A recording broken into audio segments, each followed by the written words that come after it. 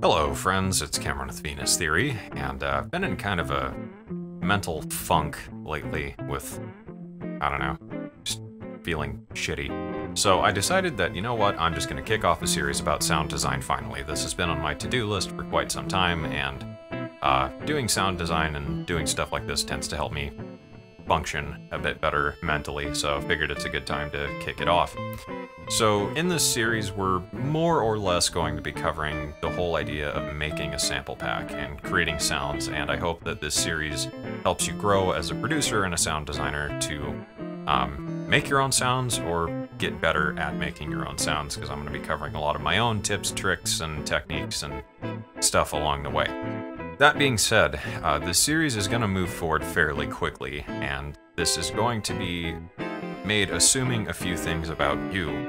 That would be, one, you have a basic understanding of things about audio, like gain staging, file formats, bit depth, sample rate, things like that. Number two being that you have access to a DAW and you know how to use that DAW, and that you have probably some microphones to use and a handheld recorder. If you don't have a handheld recorder, you can definitely just use your cell phone. There's plenty of apps you can look up on your own time that will allow you to record lossless format audio. The microphone may not be the best, but that's besides the point, and for most intents and purposes, largely irrelevant. Number three being that you're not going to complain in the comments that you don't have access to a certain thing. I don't have access to FL Studio, and I still make music. Really, don't do it, it's irritating. So that being said, just once again, we're really not going to cover a lot of the fundamental stuff, because I think we have better things to do with our time than sit here reviewing super low-level concepts, and that's probably also not why you watch this channel in the first place.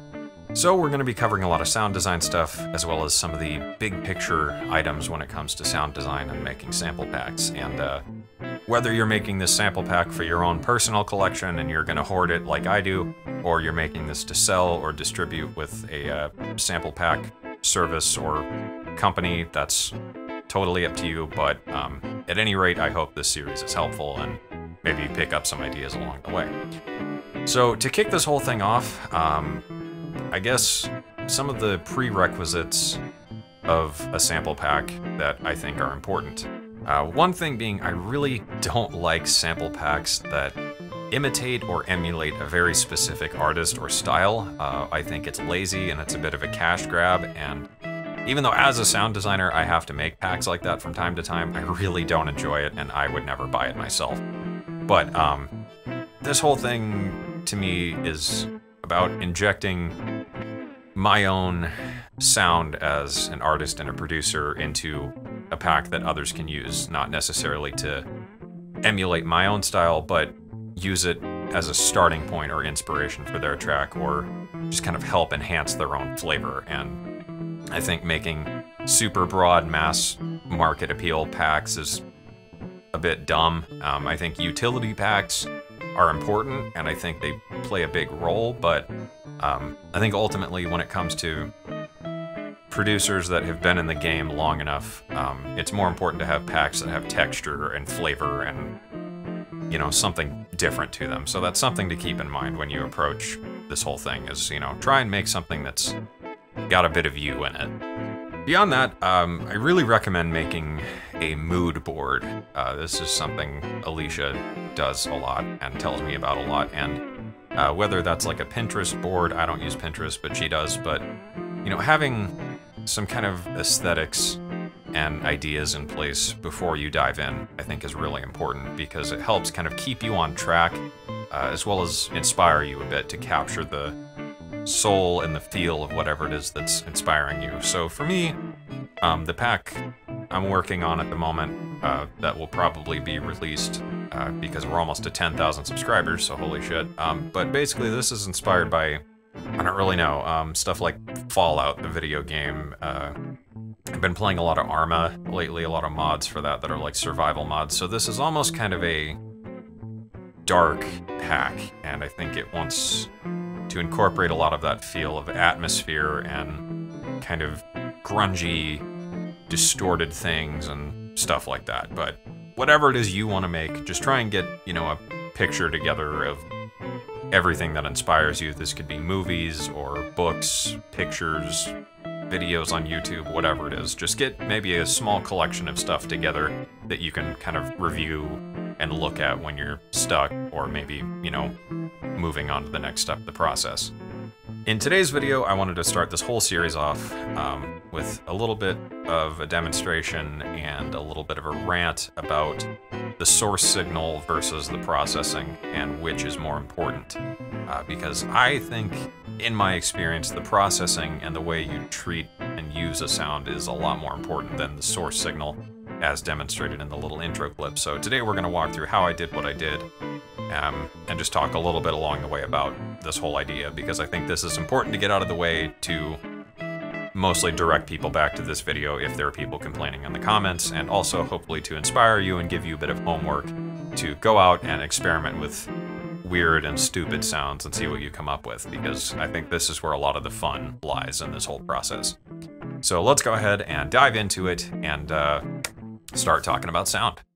Okay, so here we are in the DAW with a couple different things, and we're going to be talking about the source signal versus the processing on it, and why I think that's a really important thing to keep in mind, and something to demonstrate that, you know, no matter what you have to work with, more often than not, there's a usable result in the end that you can get from it with the right processing and stuff like that. So for today's example, I've got Hallian Sonic SE, which is an included instrument with Cubase, and I've got this really cheesy synth brass sound. And I don't think the sound itself is terrible.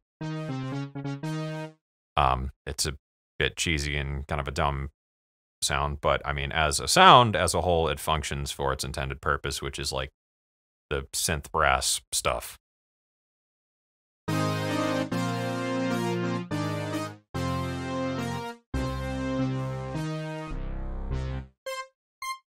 Perfectly acceptable as a sound, not really something I would use. But what I wanted to demonstrate with this is that by processing it in, I guess, somewhat unconventional ways, by using reverb and delay and multiple instances of these things, you can create something really cool and unique. So one of my favorite reverbs, and one I rely a lot on for sound design stuff, is Tal Reverb 4, which I saw was recently updated to include some modulation, EQ, and diffuse control and stuff like that, which is really, really cool, and it sounds just so good. So a thing I'm a big fan of is delay lines, which is using several different delays at different times and different mixes, you know, sometimes with different amounts of modulation, together in series to create a really big, crazy rhythmic delay line.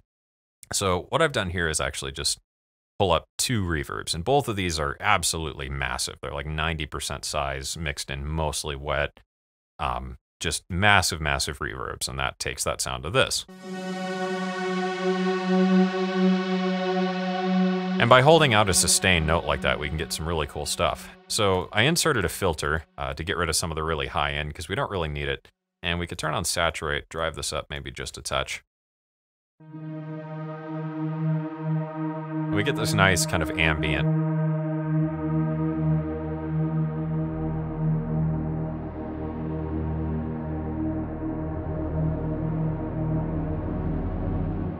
textural thing we can play with. And this came to me from a Triphonic video that came out a long time ago, where he talks about, you know, using reverb to create these tails that just sound absolutely gorgeous.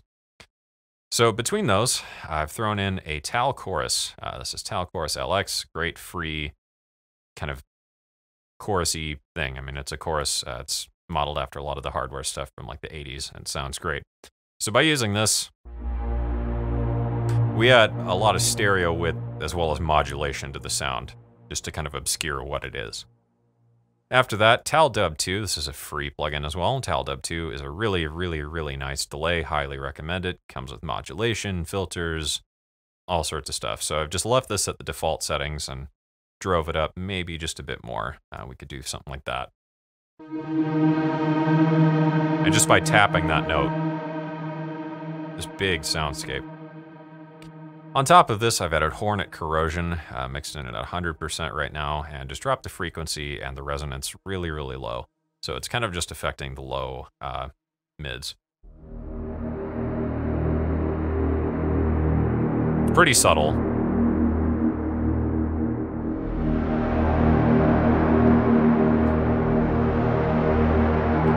Just adds a bit of dirt, especially with the analog mode engaged. From here, I added a kilohertz 3-band EQ, beef up the low end, cut down some of the highs and some of the mids. After that reverb, I've got IVGI2. This is a free plugin from Klanghelm, I believe is how that's pronounced. Driven up just a touch. This is a really great saturation. Then I fed this into Slice EQ, and this is probably one of the most important things. Right now, we have this big epic pad thing.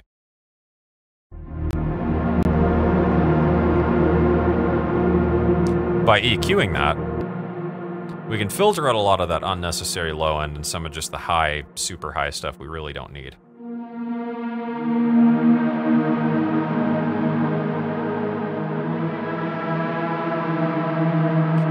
And I think that sounds excellent. This is a great way to start things off by creating this big textural thing. And from here, we could easily enhance this with some field recordings and maybe some like vocals that are mixed way out, you know, things like that. This is a good starting point to create a really massive, epic pad. So to demonstrate this further, I just copied most of the processing over here onto a piano. We can go ahead and turn off multipass because that's going to screw up my audio a bit. So I've got a piano here. Go ahead and turn that up. It's really quiet.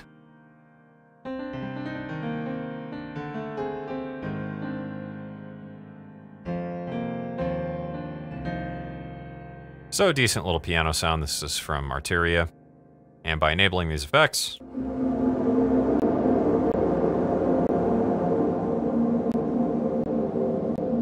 minus the annoying clicking,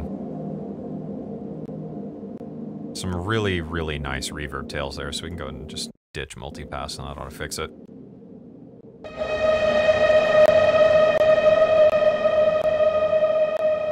That's irritating. But anyways, you get the point. By just applying a ton of reverb and some creative kind of filtering and saturation and things like that, I've got a really big distortion in here as well. By doing stuff like that, we can get these really interesting kind of starting point textures. So I think that about covers it. And the point of this video just being to try applying a lot of effects to one sound, no matter what it is. You can often get a really cool result. And this doesn't mean just drowning stuff in reverb to create really epic pads, but I mean, maybe just using a ton of distortion on a sample of your microwave cooking your Hot Pocket you're going to eat for lunch while watching this video. You could create a really cool bass sound. By pitch shifting that, you could maybe turn it into a bass. By pitch shifting it way up and playing it on a sampler, you might get a really cool polyphonic synth. Just don't be afraid to experiment a lot with sounds, because there's a lot of really cool stuff you could do with just basic utilities, and you can entirely transform a sound, like from our initial stupid cheesy brass into some really epic